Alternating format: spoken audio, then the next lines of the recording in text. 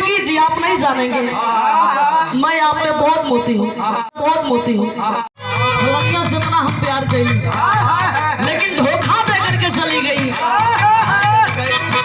आप गहना गुड़िया लूटपाट के चली गई, लेकिन देखी कौन लड़की लोक लाज समाज के डर से अपने दिल का बात ना बतावेली।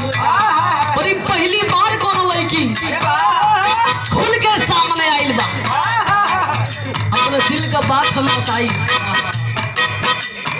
वो कौन है?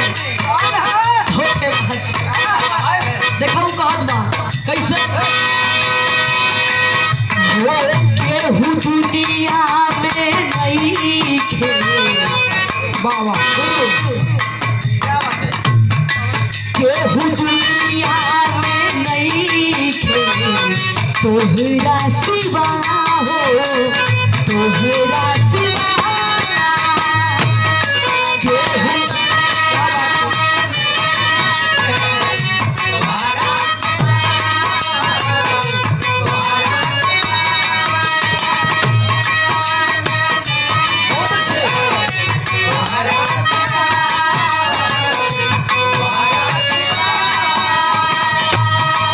केहू तोहरा सिवा हो, तोहरा सिवा यार मेरी राजा, तू हम बेवफा हो, हम बेवफा यार मेरी राजा।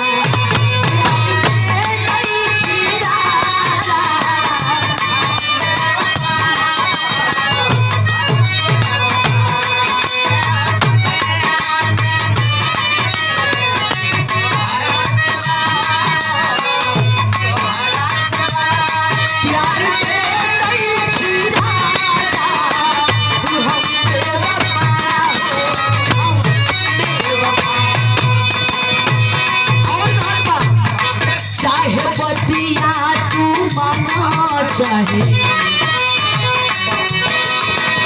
हाँ चाहे बतिया माना, चाहे बती माना हो, बती माना हो,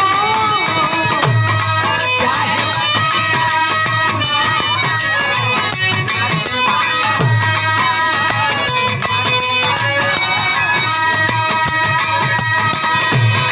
चाहे बतिया तू चाहे मती माना हो, मती माना हो यार मेरी राजा, तू हम बेवफा हो, हम बेवफा यार मेरी राजा।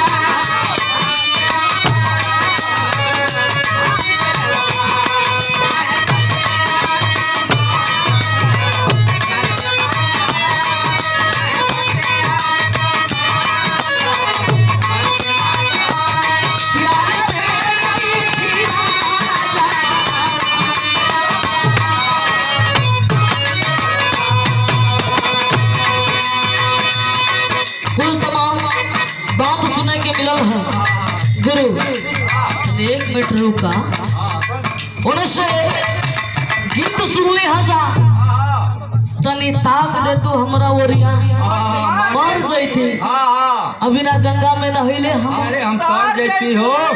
देखा जोन गवैया गौले हुई, लड़की कई हाली तकले हुई, मुँह ना हुई, इन्हें हमहू ताकत है, इन्हें भी कोनो असर ना होता। लेकिन सोलंकी जी आप नहीं जानेंगे, मैं आप पे बहुत मोती हूँ। अरे यार मैं मोती हूँ इन पे। अरे भैया कौनी गढ़ा में कि पोखरा में?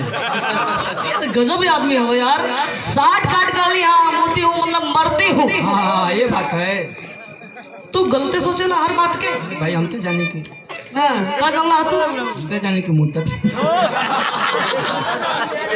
तो के पार्टी में से जल्दी बर्खास्त करे, जल्दी निकालो।